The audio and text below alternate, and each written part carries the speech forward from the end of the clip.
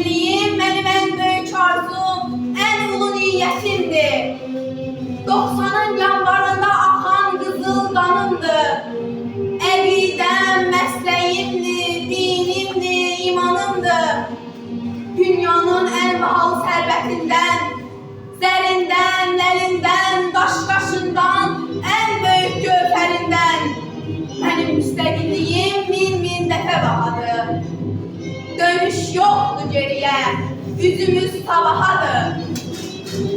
Əgər sən doğrudan da millətin oğlusansa, ruhunla, varlığınla torpağa bağlısansa, çıxar ürəyindəki kini, dediqodunu, böyük diləklərə ver ürəyinin odunu.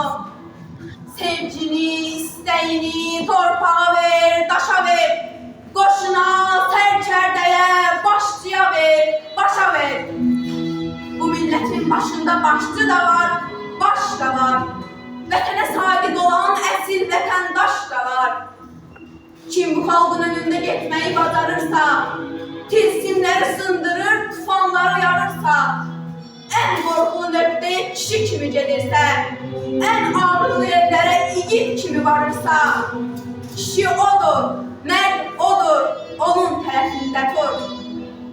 Kim topları susturur ağlıyla, əsəriyle, kim qanı dayandırır sözünün kəsəriyle, kim xalqa dərədən yox, zirvələrdən baxırsa, yağların başına şimşək kimi çaxırsa, dünyanın hər yerinə Azərbaycan xalqının qanadını açırsa, onu görən düşmənin rəngi, ruhu qatırsa, haqlı odur, haqq odur, haqqın tərəfində dur.